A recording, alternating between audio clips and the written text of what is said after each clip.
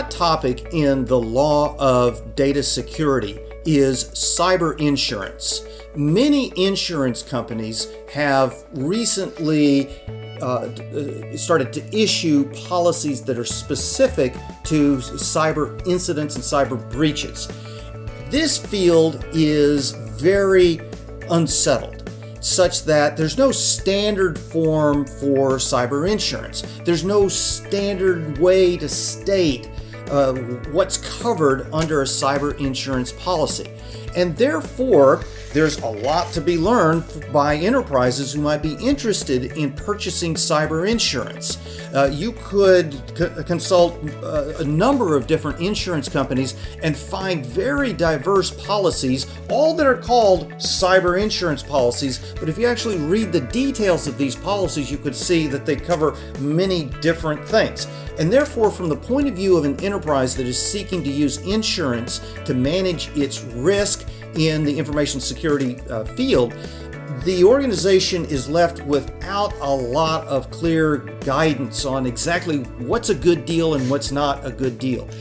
One of the reasons that this is so confusing is that an organization will buy a policy and it'll pay a premium and think, oh, I'm covered, and then an incident happens and this organization says, well, I had a breach and I lost money, or my consumers sued me because I had a breach and I had to pay the consumers, so I need to be covered by this insurance policy.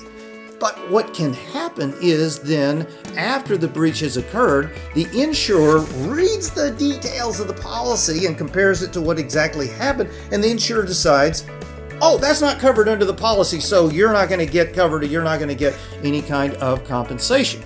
Obviously, that's very disconcerting from the point of view of the enterprise that purchased the cyber insurance policy. And as evidence of how much confusion is in this field, currently there are several lawsuits pending around the United States over the question of precisely whether a cyber insurance policy covers a particular kind of incident. And so what we see here is an emerging field of law where we don't know what the outcome is going to be. We don't know the outcome of these lawsuits, and I anticipate we'll see a number of other lawsuits around this topic in the forthcoming years.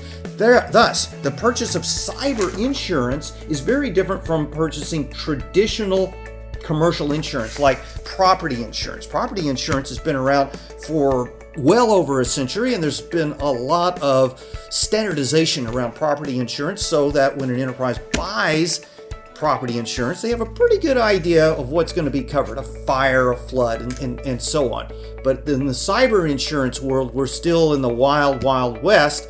Organizations often have strong needs to try to buy some insurance, but understanding exactly what you're buying can be one of those matters where the details are the devil, and you need to drill down into those details and possibly get very good advice from legal counsel or some other kind of advisor so that you make sure you're buying the kind of policy that you actually expect you're getting.